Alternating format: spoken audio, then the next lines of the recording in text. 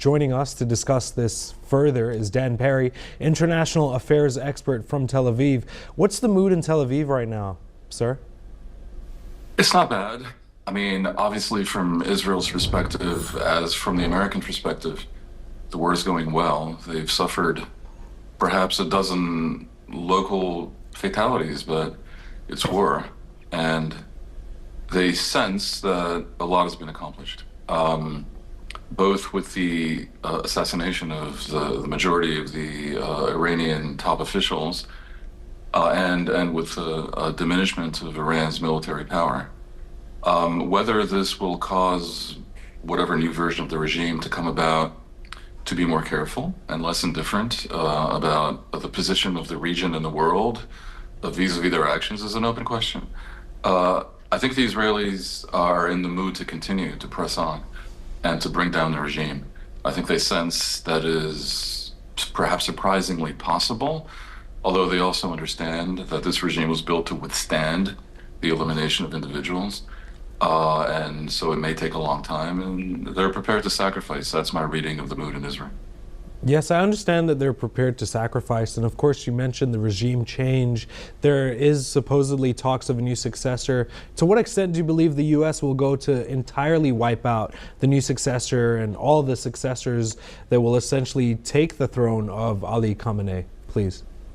You know, that depends on prophesizing what one person decides, and that's Trump. We have an astounding situation here. More than at any point in modern history, as far as I can tell, we have one person making all the decisions in the U.S., which is a decision factor in this event and for much of the world. It's astonishing because the U.S. was never meant to have an imperial presidency to quite this degree, and yet that's where we are. Will Trump want to continue the war until regime change? My sense is Trump does not have appetite for a forever war. But I believe him when he says he'll tolerate, 4 or 5 weeks and maybe more. It depends on whether he senses that there is a clear win to be had here. He's clearly a person who is very interested in trophies, things that he can present as having been achieved that were unattainable by any predecessor. We all know about Trump's psychology. And indeed, for almost a half century, Iran has been a nightmare for the rest of the world and certainly for the region.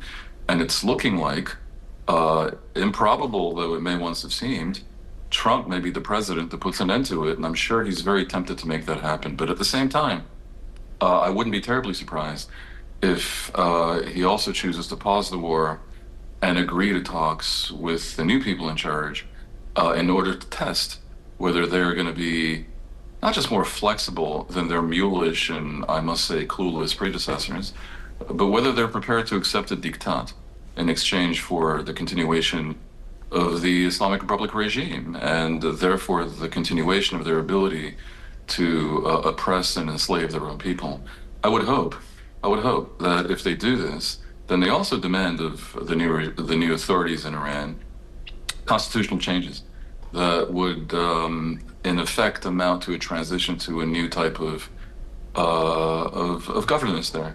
And by that I mean primarily an end to all the religious imposition, but also to the clause in the Constitution that enables the clerics in the form of the Assembly of Experts to vet all presidential candidates. So in effect, only presidents that are prepared to brook the continuation of theocracy can rule. So it might be that given the degree of shock that they must be sensing with the utter decapitation of their regime so swiftly, and with the fact that their country basically has been exposed as something of a paper tiger with no air defenses and basically no ability to defend an attack from the skies, perhaps something can be imposed. It was bizarre that Khamenei and his lieutenants didn't understand that this might be coming when they negotiated so hard for years and years. They refused to be flexible, and if we're to believe Witkoff, and I'm not sure I do, but if we're to believe Witkoff, he says they bragged about having the ability to quickly construct nuclear weapons, and that's a dangerous thing to be bragging about in talks that are meant to stave off a war that you cannot possibly win. Now, it may be that the regime in Iran has some military surprise still to come. I think most people in the region hope not, and it does seem unlikely, and that is where we are. How much of this is an orchestration to essentially block China out from succeeding in the long term? As we know, 20% of the oil rather comes from the Strait of Hormuz, which Iran is now controlling, but they're also, I've heard talks that they're allowing Chinese ships to go through the Strait of Hormuz, and then they've also blocked off Venezuela from supplying oil to China. What do you believe is the real objective here of the U.S.-Israeli attacks on Iran, please? Well, again, I cannot divine what's in the mind of Trump, but American strategic thinkers, for sure, are aware that Iran is a big part of what props up, I'm sorry, let me rephrase. American strategic thinkers are aware that China is a big part of what props up Iran's ability to survive economically at all, because China essentially is a rogue player when it comes to respecting international sanctions on Iran and also on Russia. Moreover, Iran doesn't depend on Iranian oil, but they might if they ever chose to attack Taiwan, because then oil transit routes in the seas off the coast of China might be affected, and they will be very much dependent on Iranian oil at that point. So if Iran ceases to be able to export to China oil, or if China can be compelled to respect the sanctions on Iran, that changes the equation altogether. Iran is an asset for China, even beyond the oil. And if the Iranian regime is defeated resoundingly, that is also implicitly a defeat for China.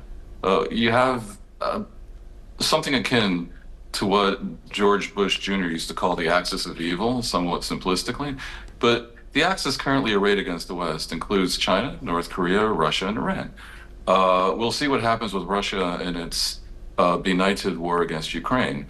We don't know if China will ever be tempted to use violence to take over Taiwan. And we see right now that the world at large, not just the US and not just Israel, has fundamentally run out of patience with the Islamic Republic, not just with the oppression of its own people, with the brutal massacres that we saw in recent months, which were only the latest manifestation of their willingness to put down domestic protest with deadly force, but also their misbehavior in the region. We cannot forget that beyond the nuclear issue, beyond the ballistic missile issue, Iran actively, not threateningly, actively has destabilized a swath of Arab countries from Lebanon to Syria to Iraq to Yemen, and in a way to Jordan, and most egregiously the Palestinian areas, by arming and funding and guiding militias aimed at spreading jihad in the region. That this was ever tolerated was always somewhat befuddling to me. And clearly it's no longer being tolerated. In a way, it's weird because Trump, obviously, in a way, is a complex person, but he presents as a sort of a simple-minded player on the international geopolitical landscape. But in this simplicity that guides Trump, he saw something that is fundamentally unacceptable, and he's ceasing to accept it. I'm generally no supporter of this American president, but if it turns out that he is able to reshuffle the cards in the Middle East to such an extent, then a lot of people will have to, eat some humble pie about having disrespected him to the extent that they had, including, I must admit, myself. All depends on whether this war ends with the Islamic Republic either having collapsed or having been completely and totally tamed and entering a stage of transition to something better. If that happens, then no matter the illegality of the attack, no matter whatever ulterior motives anyone had, Trump or Netanyahu, it will emerge as a great event in post-war history. And I think Trump identifies that this kind of achievement is possible. Certainly they're projecting it, which is why in the news conference by Hegseth and his generals, you hear them giving no quarter. They are essentially messaging that they're prepared to see this through. Despite skepticism by many people, including the previous speaker on your show, who would suggest that anything approaching regime change is impossible in Iran without boots on the ground, and no matter what Trump says, he's not eager to have an invasion of a country as large as Iran. I cannot see that happening. And so the regime clearly thinks that that kind of reluctance to take that ultimate step will enable them to survive. I am not so sure. I really appreciate you being on the program.